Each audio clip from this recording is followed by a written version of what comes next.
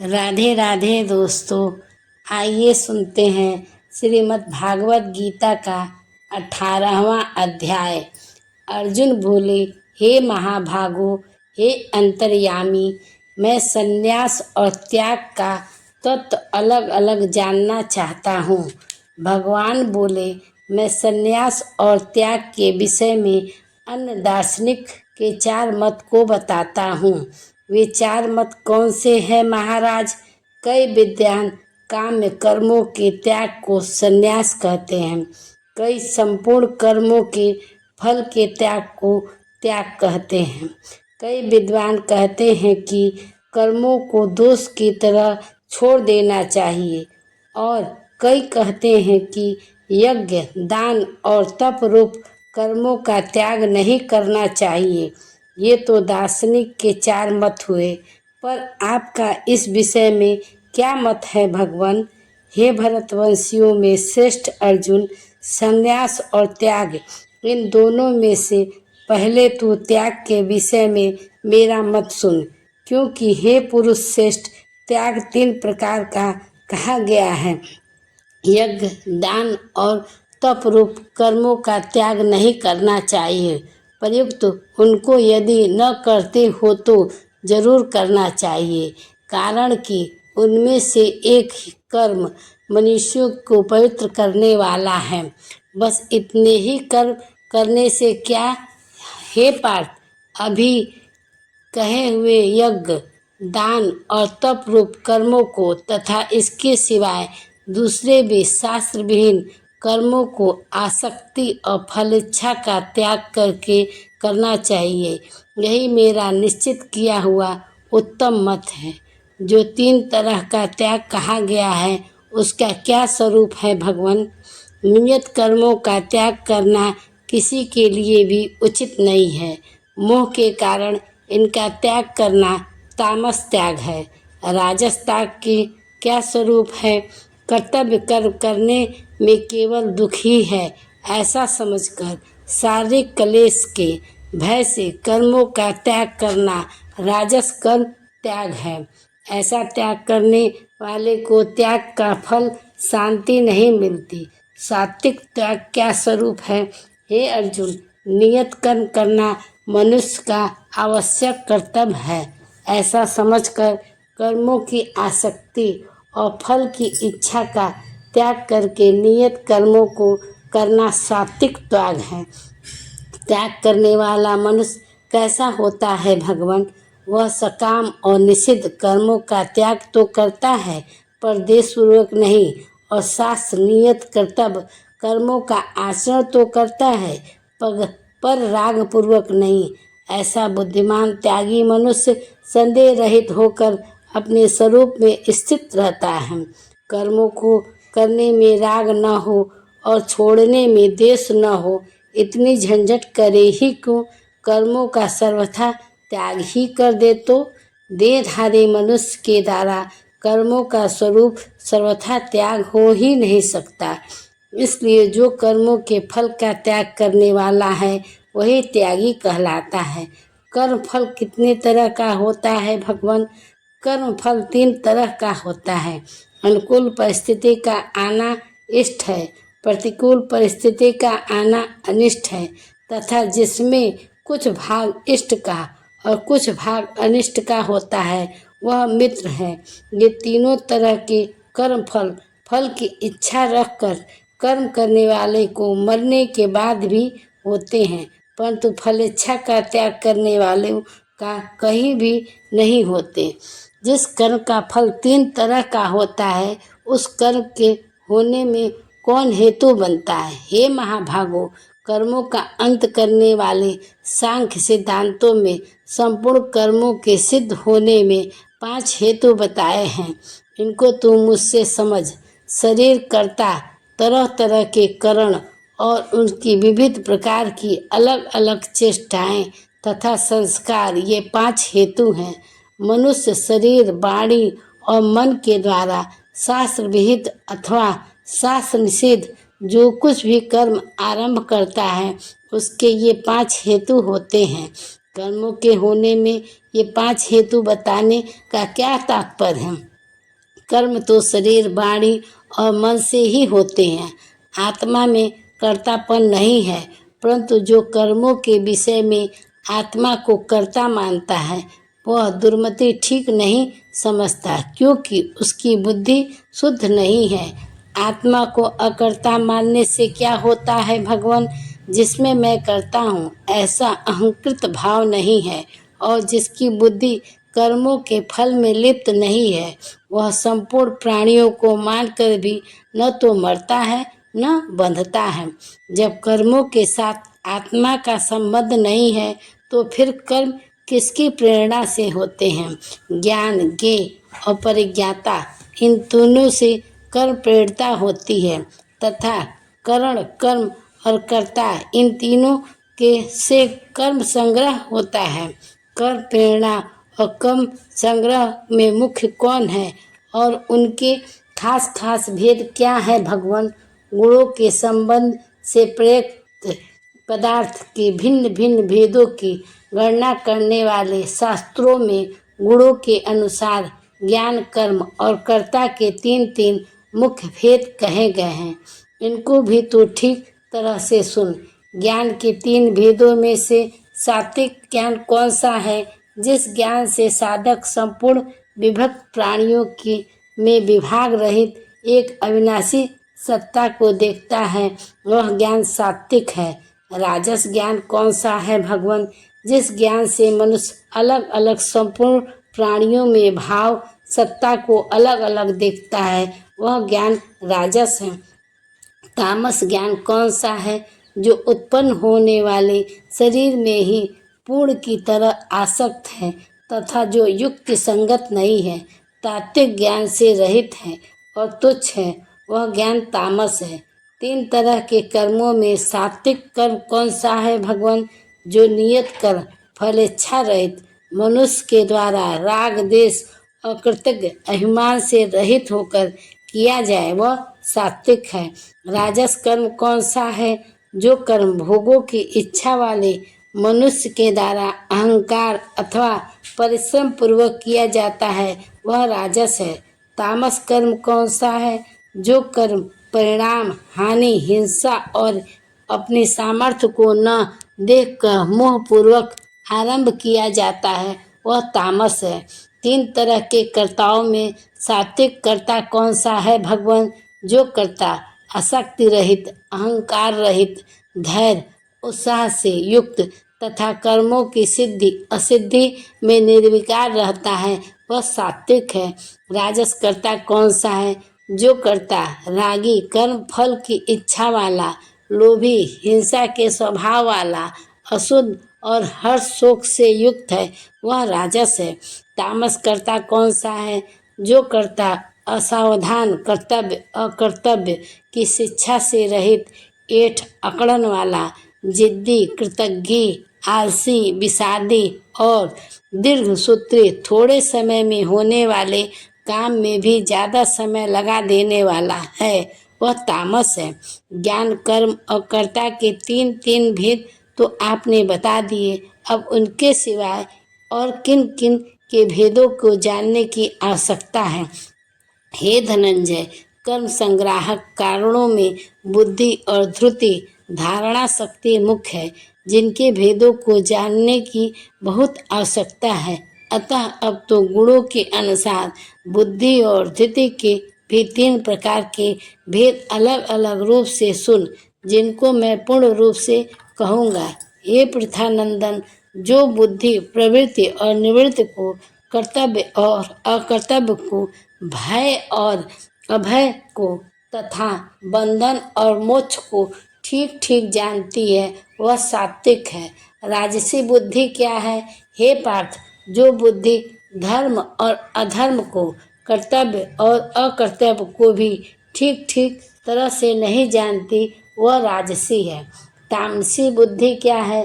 हे पृथानंदन, तमोगुणों से घिरी हुई जो बुद्धि धर्म को अधर्म और अधर्म को धर्म तथा सब बातों को उल्टा ही मान लेती है, वह तामसी है। सात्विक धृति कौन सी होती है भगवान? हे पार्थ, समता से युक्त जिस अभ्यचारिणी धृति के द्वारा मनुष्य मन, प्राण और इंद्रियों की क्रियाओं को धारणा करता है, वह धृति सात्विक है। राजसिक धृति कौन सी है? हे पृथानंदन, फल को चाहने वाला मनुष्य जिस धृति से धर्म, अर्थ और काम भोग अत्यंत आसक्ति पूर्वक धारण करता है, वह धृति राजसी है। तामसी धृति कौन सी है होती है? हे पार्थ, दुष्ट बुद्धि वाला मनुष्य जिस धृति से निद्रा, भय, शोक, चिंता, विषाद, दुख और मद, घमंड को भी नहीं छोड़ता, वह धृति तामसी है। तामस पुरुष निद्रा आदि को क्यों नहीं छोड़ता? इसको सुख मिलने के कारण ही नहीं छोड़ता है। वह सुख क्या है भगवान?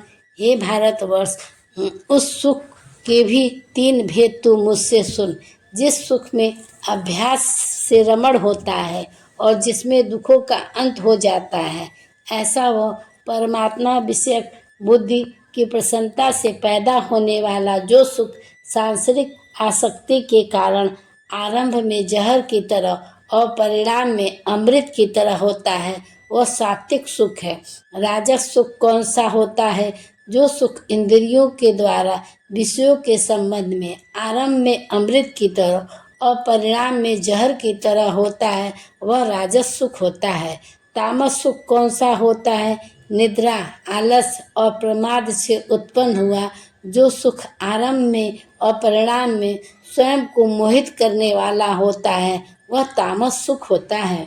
भगवान, अब यह बताइए कि तीनों गुणों को लेकर और किन किन वस्तुओं के 3 भेद होते हैं?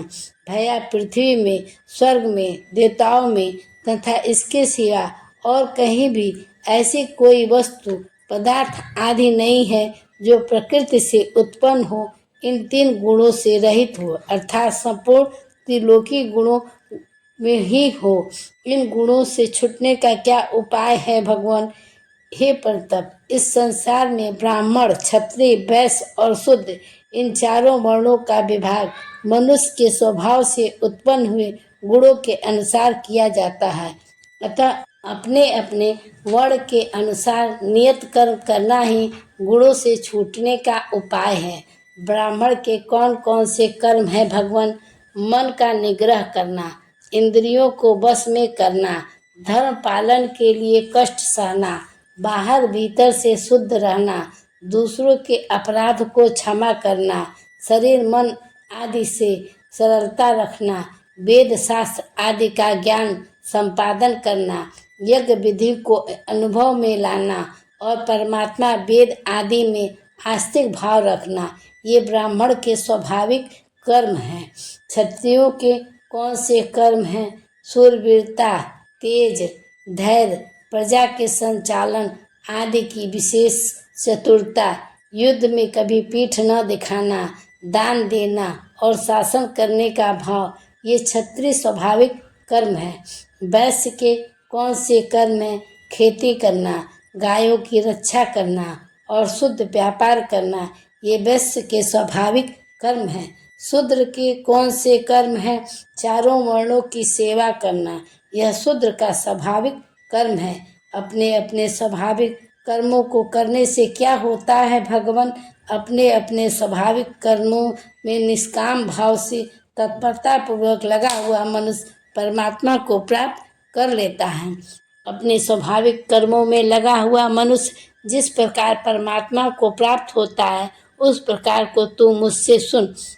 जिस परमात्मा से संपूर्ण संसार पैदा हुआ है और जिसमें यह संसार, संपूर्ण संसार व्याप्त है, उस परमात्मा अपने कर्मों के द्वारा पूजन करके मनुष्य सिद्ध को, परमात्मा को प्राप्त हो जाता है। अपने ही कर्मों का अनुष्ठान क्यों करें भगवान? भया जिसका अपने लिए निषेध किया गया है, परंतु उसमें बहुत से गुण हैं। ऐसे गुण युक्त पर धर्म से अपना दोष युक्त धर्म स्वाभाविक कर्म श्रेष्ठ है, क्योंकि स्वभाव से नियत किए हुए स्वधर्म रूप कर्मों को करता हुआ मनुष्य पाप का भागी नहीं होता। हे कुंती नंदन, दोष युक्त होने पर भी अपने धर्म का त्याग नहीं करना चाहिए, क्योंकि जैसे आग जलाने के लिए आरंभ में धुआं होता है, ऐसे ही प्रत्येक कर्म के आरंभ में कोई न कोई दोष होता ही है।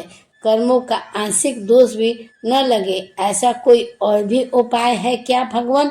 हाँ, सांख्य योग है, जिसकी बुद्धि सब जगह सर्वथा आसक्ति रहित होती है, जिसका शरीर वश में होता है और जिसको किसी वस्तु आदि का किंचित मात्र भी परवाह नहीं होती, ऐसा मनुष्य सांख्य योग के द्वारा निष्कर्म सिद्ध ब्रह्मा को प्राप्त हो जाता है, अर्थात उसके सब कर्म अकर्म हो जाते हैं और उसे कर्मों का आंशिक दोष भी नहीं लगता। उस नैकस्य सिद्ध को प्राप्त करने का क्या क्रम है? अंतःकरण की शुद्धि रूप सिद्ध को प्राप्त हुआ मनुष्य ब्रह्मा को, जो कि ज्ञान की परानिष्ठा है, जिस क्रम से प्राप्त होता है उस क्रम को तुम संक्षेप में समझो। जो सात्विक बुद्धि से युक्त, वैराग्य के आश्रित, एकांत में रहने के स्वभाव वाला और नियमित भोजन करने वाला साधक धैर्यपूर्वक इंद्रियों का नियमन करके शरीर वाणी मन को वश में करके शाब्दिक विषयों का त्याग करके और राग देश को छोड़कर निरंतर परमात्मा के ध्यान में लगा रहता है, वह अहंकार, घमंड, हठ, काम, क्रोध और परिग्रह, भोग बुद्धि से वस्तुओं के संग्रह का त्याग करके तथा ममता रहित एवं शांत होकर ब्रह्म प्राप्ति का प्राप्त हो जाता है। ऐसा पात्र होने पर क्या होता है भगवान? वह ब्रह्माभूत अवस्था को प्राप्त प्रसन्न मन वाला साधक न तो किसी के लिए शोक करता है और न किसी की इच्छा करता है, तथा उसका संपूर्ण प्राणियों में संभाव हो जाता है। ऐसे साधक को मेरी पराभक्ति प्राप्त हो जाती है। पराभक्ति प्राप्त होने से क्या होता है? उस पराभक्ति से वह मैं जो कुछ हूँ और जैसा हूँ इस तरह मुझे तत्व से जानकर तत्काल मुझ में प्रविष्ट हो जाता है। आपकी प्राप्ति का और कोई बढ़िया उपाय है क्या? हाँ, बहुत बढ़िया उपाय है। वह क्या है महाराज? जो अन्य भाव से मेरा आश्रय लेता है, वह भक्त सदा सब कर्म करता हुआ भी मेरी कृपा से निरंतर रहने वाले अविनाशी पद को प्राप्त हो जाता है। तो मुझे क्या करना चाहिए? भैया, तू केवल मेरे परायण होकर संपूर्ण कर्मों को चित्त से मेरे अर्पण कर दे, अर्थात संपूर्ण कर्म पदार्थ आदि से अपनापन हटा ले और तू समता को धारण करके निरंतर मुझ में मन वाला हो जा। आप में मन वाला होने से क्या होगा? मुझ में मन वाला होने से तू मेरी कृपा से संपूर्ण विघ्न बाधाओं को तर जाएगा। परंतु अगर तू अहंकार के कारण मेरी बात नहीं मानेगा तो तेरा पतन हो जाएगा। पतन कैसे होगा? अहंकार का आश्रय लेकर तूने युद्ध न करने का जो निश्चय किया, तेरा वह निश्चय झूठा है, क्योंकि तेरा छात्र स्वभाव तुझे युद्ध में लगा ही देगा। हे कुंती नंदन, अपने स्वभावजन्य कर्म से बंधा हुआ तू मोह के कारण जो युद्ध नहीं करना चाहता, उसको तू छात्र स्वभाव के परवश होकर करेगा। वह छात्र स्वभाव कैसे युद्ध रूप कर्म कराएगा महाराज? हे अर्जुन, अंतर्यामी ईश्वर संपूर्ण प्राणियों के हृदय में स्थित है। वह अपनी माया से शरीर रूपी यंत्र पर आरूढ़ हुए संपूर्ण प्राणियों को उनके स्वभाव के अनुसार घुमाता है। इस परवस्था से निकलने का उपाय क्या है? हे भरतवंशी अर्जुन, तू सर्वभाव से उस अंतर्यामी ईश्वर की ही शरण में चला जा। उनकी कृपा से तुझे संसार से सर्वथा उपरति और अविनाशी परम पद की प्राप्ति हो जाएगी। मैंने यह गोपनीय शरणागति रूप ज्ञान तुझसे कह दिया। अब तू इस पर अच्छी तरह से विचार करके जैसा चाहता है वैसा कर। मैं तो अपनी इच्छा के अनुसार कुछ नहीं करना चाहता। भगवान, आप ही बताइए कि मैं क्या करूं? तब तो मेरे इस संपूर्ण गोपनीय से गोपनीय परम वचन को फिर सुन। तू मेरा अत्यंत प्यारा है, इसलिए मैं तेरे हित की बात कहूँगा। वह हित की बात क्या है भगवान? तू मेरा भक्त हो जा, मुझ में मन वाला हो जा, मेरा पूजन कर और मुझे ही नमस्कार कर। ऐसा करने से तू मुझे ही प्राप्त हो जाएगा। यह मैं तेरे सामने सत्य प्रतिज्ञा करता हूँ, क्योंकि तू मेरा अत्यंत प्यारा है। अगर मैं ऐसा न कर पाऊँ तो भगवान, संपूर्ण धर्मों का आश्रय छोड़कर तू केवल एक मेरी शरण प्राप्त कर। मैं तुझे संपूर्ण पापों से मुक्त कर दूंगा। तू चिंता मत कर। यह तो आपने बहुत सुगम और बढ़िया बात बताई भगवान। इस बात को मैं सबसे कह सकता हूँ क्या? नहीं नहीं भैया, इस अत्यंत गोपनीय बात को असहिष्णु मनुष्य को मत कहना। जो मेरा भक्त नहीं है उसको भी कभी मत कहना। जो इस बात को सुनना नहीं चाहता उसको भी मत कहना। और जो मुझ में दोष दृष्टि रखता है उसको भी मत कहना। पर इसके सिवाय आपने जो और बातें कही हैं उनको किससे कहना चाहिए? मेरे भक्त से कहना चाहिए। जो मनुष्य मेरी पराभक्ति से उद्देश्य से इस परम गोपनीय गीता ग्रंथ को मेरे भक्तों से कहेगा वह निस्संदेह मुझे ही प्राप्त हो जाएगा। इतना ही नहीं, उसके समान मेरा अत्यंत प्रिय कार्य करने वाला भी कोई मनुष्य कोई नहीं होगा। और जो इस भूमंडल पर उसके समान मेरा प्रिय भी कोई नहीं होगा।